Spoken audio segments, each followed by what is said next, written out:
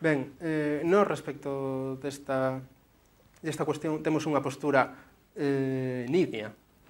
Nós apostamos sempre firmemente pola comarcalización do servizo de bombeiros por varias razóns. En primeiro lugar, porque os traballadores do Concello de Ferrol e os vinculados ao convenio co Concello de Narón non só están a prestar servizo no Concello de Ferrol e no Concello de Narón, sino que están a facer tamén nos concellos limítrofes e en outras entidades, como pode ser a Autoridade Portuaria ou como pode ser Reganosa, co cal xa están a prestar un servizo de ámbito comarcal. Por tanto, o obxectivo que nós sempre plantexamos é a consecución da comarcalización deste servizo e con este obxectivo plantexamos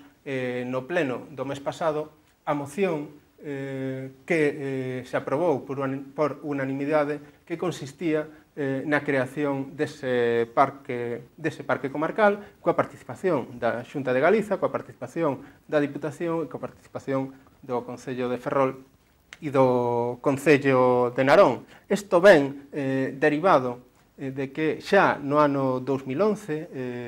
no verán do ano 2011, se prorrogou aquel convenio que existía co Concello de Narón para a prestación destes servizos nese concello e o goberno municipal facía plantexando que non había tempo material para desenvolver alternativas a ese convenio. Ben, como sabemos, no verán deste ano 2012 se nos volveu a plantexar a mesma situación despois dun ano no que non houbo ningún tipo de iniciativa, ningún tipo de acción co fin de conseguir este obxectivo que é a comarcalización. Nos, neste proceso do verán do ano 2012, apoiamos a renovación de novo deste convenio, pero xa un convenio, unha renovación do convenio que remataba, como saben, a finais deste ano 2012, que se extinguía a 31 de decembro do ano 2012 e como se nos estaban plantexando, estábamos a ver que o Concello de Ferrol non estaba a tomar ningún tipo de decisión necesaria para desenvolver este proceso de comarcalización, plantexamos esta moción co fin de conseguir este obxectivo da comarcalización. Ímolo facer tamén no que a propia Deputación, plantexar esa proposta na propia Deputación para facer que ese proceso e ese obxectivo que é fundamental, que é a comarcalización, sexa unha realidade. Esa moción aprobouse no pleno do mes pasado e agora é necesario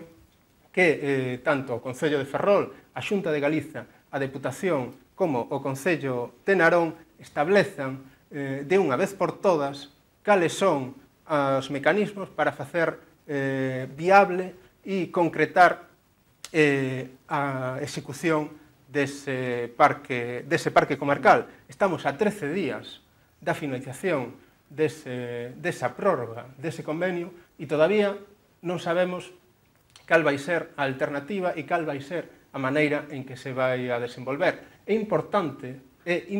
tamén porque vinculado a ese convenio hai 10 traballadores que agora mesmo dependen do propio Concello de Ferrol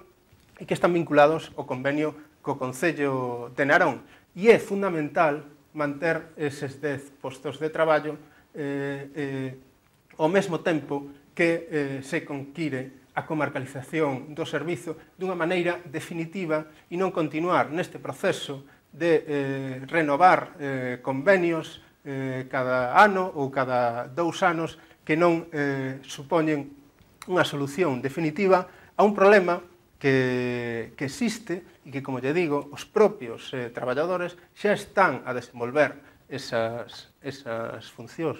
Bueno, y si hablamos de puestos de trabajo y si hablamos de comarca, ambos conceptos nos llevan a hablar de un sector capital para la comarca como es el naval. Recientemente, la semana pasada, el comité de empresa precisamente de Navantia Fene Ferrol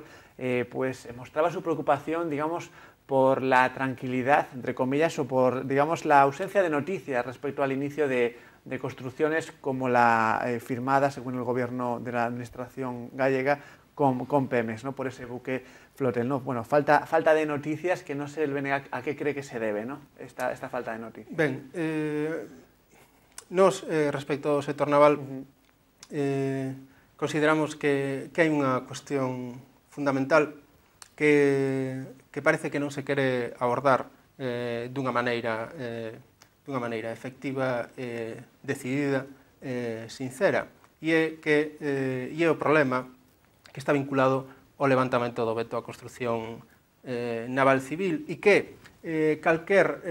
cousa ou calquer proposta que se plantexa respecto do sector naval na cidade e na comarca acaba derivando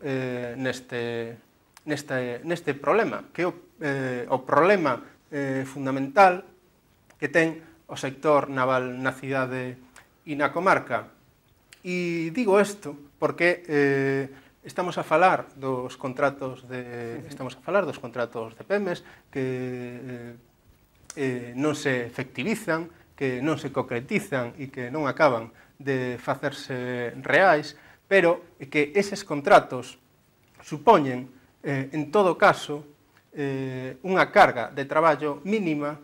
respecto da capacidade e das necesidades que ten o sector na cidade e na comarca. E, supoñendo que fose viable a execución dese sector debido ás limitacións na construción naval civil e que estivese dentro do 20% permitido, do 20% relativo á construción militar, o cal quere decir que no momento en que non existe a construción militar o 20% de cero é cero, a cuestión é se ese sector, o sector dos flotéis vinculado a Pemex, é un sector polo que se quere apostar, é necesario resolver a cuestión do veto, porque, como o propio comité de empresa ten valorado, a cuestión dos flotéis non vai resolver a problemática do sector na cidade e na comarca, e para que os asteleiros da comarca poidan desenvolver unha actividade constante e permanente vinculada a ese tipo de buques, é necesario o levantamento dese veto. Un veto que se renovou por última vez no ano 2004, que ten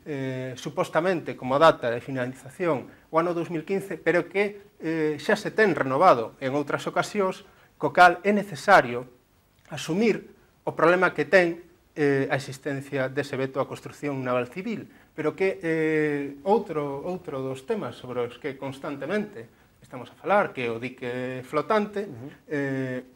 o propio presidente da SEPI vinculao á existencia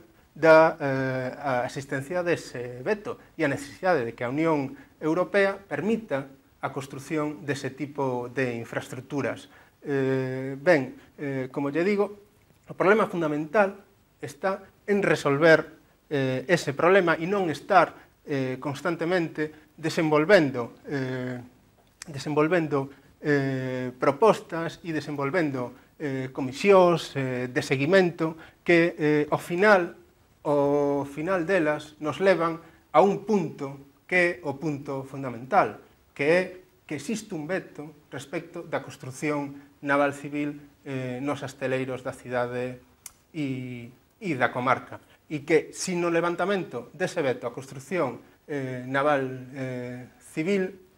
non é posible que un sector estrutural para a cidade e para a comarca poida ter un desenvolvemento futuro con certas perspectivas de viabilidade. Bueno, esperemos que pronto haya buenas noticias para este sector naval tan importante en la comarca. Bueno, algunos temas que también queríamos tratar hoy, por falta de tiempo tendremos que dejarlos para una futura entrevista, señor Rivas, pero bueno, de todas maneras ha sido un placer tenerle aquí en nuestro programa una vez más y, como le digo, se nos acaba el tiempo, pero trataremos más temas en próximas entrevistas. Ha sido un placer volver a tenerla aquí con nosotros. Gracias por venir. Un placer para mí. Muchas gracias. Y a ustedes también. Gracias por su atención. Nosotros volvemos el próximo día aquí en Espacio Abierto, en Televisión de Ferrol. Muy buenas tardes.